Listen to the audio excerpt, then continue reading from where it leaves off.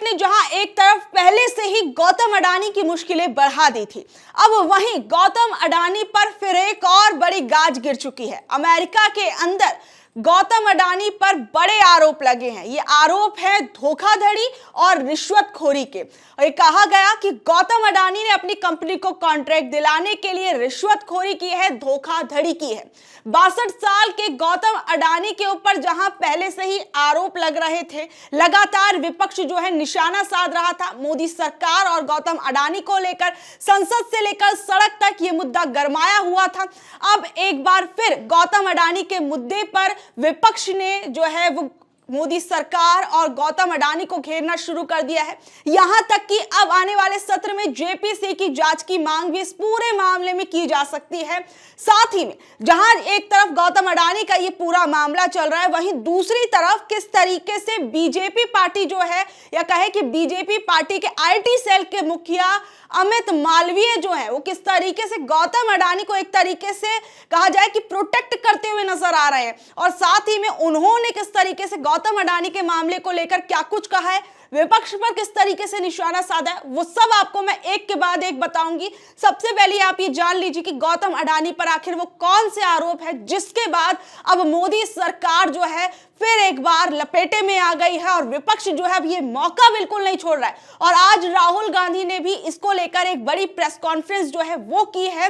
अब सबसे पहले आप ये समझिए कि आखिर में गौतम अडानी पर आरोप क्या क्या लगे हैं। गौतम अडानी के खिलाफ अमेरिका में चार्जशीट, हजारों करोड़ों रुपए की रिश्वत और धोखाधड़ी के आरोप।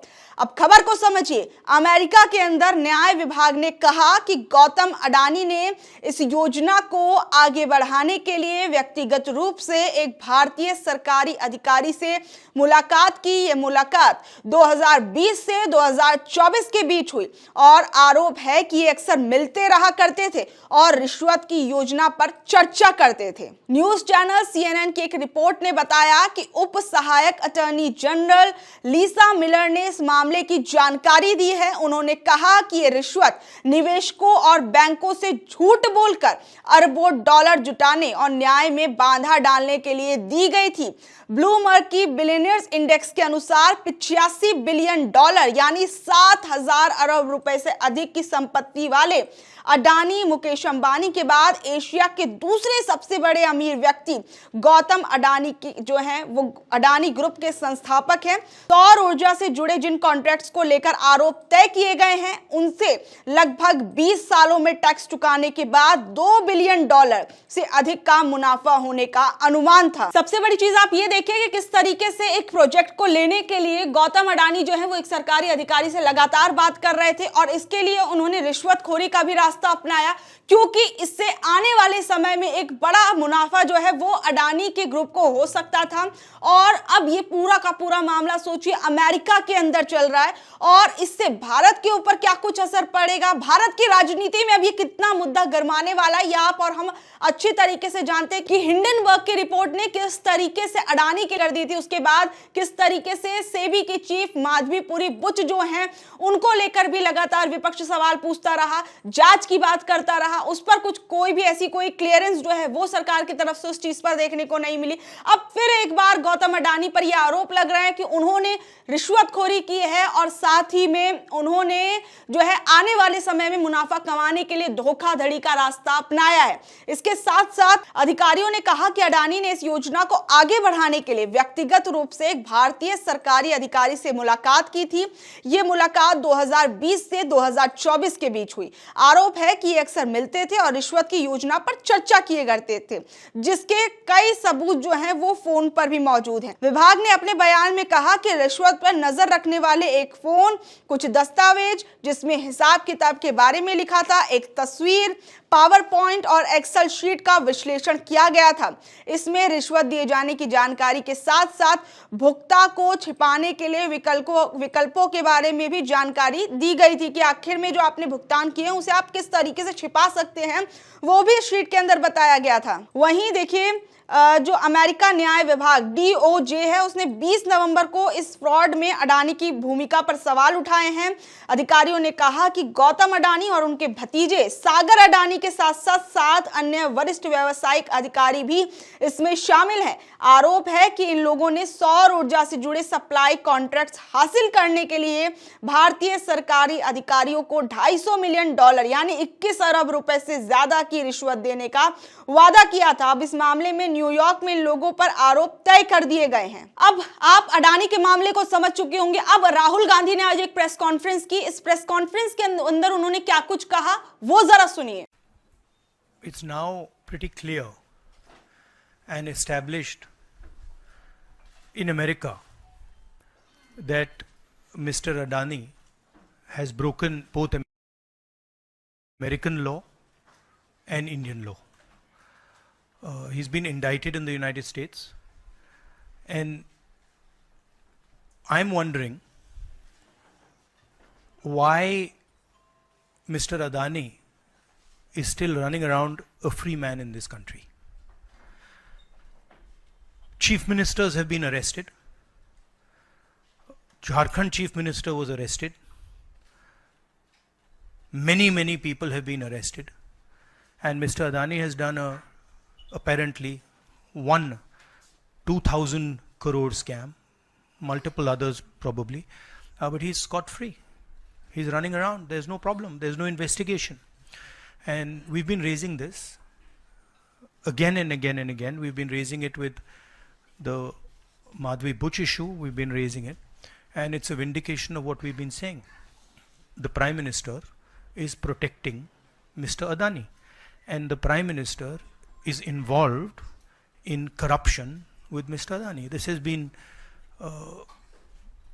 clearly indicated. अब आपने राहुल गांधी को सुना। अब इस बीच में आप अमित मालवीय को देखिए, उनका ये पोस्ट देखिए कि किस तरीके से इस पोस्ट के अंदर वो साफ साफ नजर आ रहा है गौतम अडानी की काली करतूतों को, या कहें कि जो उन पर आरोप लगे हैं उनको छिपाते हुए नजर आ रहे हैं अपने इस पोस्ट के जरिए।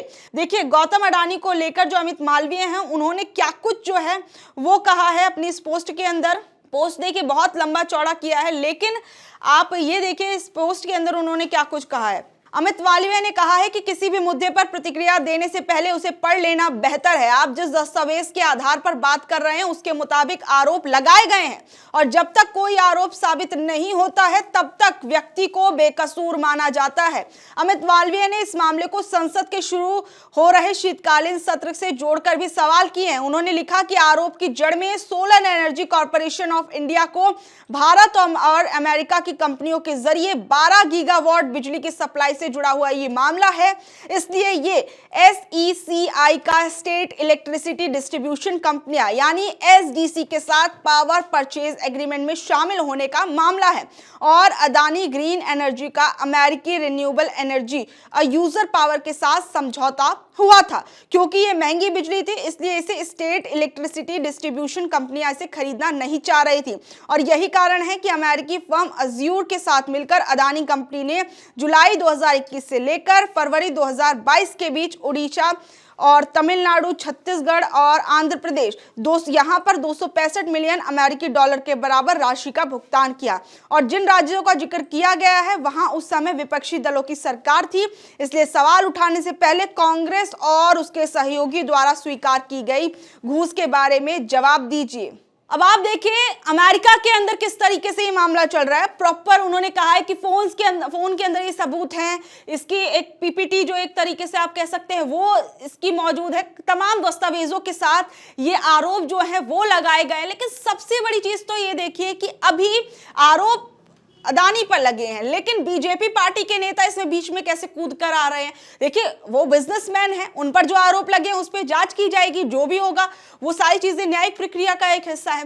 लेकिन किस तरीके से अमित मालवीय जो हैं वो बीजेपी नेता किस तरीके से अब गौतम अडानी के लिए एक तरीके से कहा जाए कि प्रोटेक्टर बनकर खड़े हो गए, वो आप इस पूरे नोट के जरिए समझ सकते हैं कि किस तरीके से उन्होंने जोड़ा कि कहां पे ये पावर प्लांट जो था वो लगना था, क्या कुछ था, और इसकी कोई इसे खरीदना नहीं चाह रहा था, इस पर अडानी ने पैसा इन्वेस्ट किया है, तमाम तरह की चीजें। लेकिन देखिए सबसे बड़ी चीज कि आज जब जैसे ये खबर आई तो अडानी को लेकर आज शेयर मार्केट जो है वो भी भारी एक कह सकते हैं कि तरीके से नीचे गिरावट उसके अंदर आई है। बहरहाल शेयर मार्केट जो है, क्योंकि हिंडनबर्ग की जब रिपोर्ट आई थी तब भी अडानी के शेयर्स पर एक तरीके से आप कह सकते हैं बड़ा जो है चोट जो है वो उस वक्त लगी थी। अब हाल फिलहाल में जिस तरीके से ये पूरी की पूरी रिपोर्ट सामने आई है उस पर कई लोग जो है वो सवाल जो है वो सरकार से कर रहे हैं। इस बीच में देखिए कांग्रेस नेता सुप्रिया श्रीनेत ने यहां पर पोस्ट करके पूछा है कि भक्त सकते में है, मीडिया के चरण चुंबकों की इमरजेंसी मीटिंग बुलाई गई है, पप्पा के आका के खिलाफ गिरफ्तारी वारंट आ गए, अब क्या ही कहें क्या ही करे, तो क्या करे, लेकिन आपने घबराना नहीं है, पूरी शिद्दत से हर बार की तरह अडानी के प्रवक्ता बनकर भ्रष्टाचार को डिफेंड करना है। यहाँ पर सीधे सीधे उन्होंने एक तरीके से कहा जाए कि मीडिया पर निशाना साध दिया है। मिनिस्ट्री मीडिया को लेकर उन्होंने कह दिया है कि अब देखिए किस तरीके से अडानी को बचाने का पूरा काम किया जाएगा।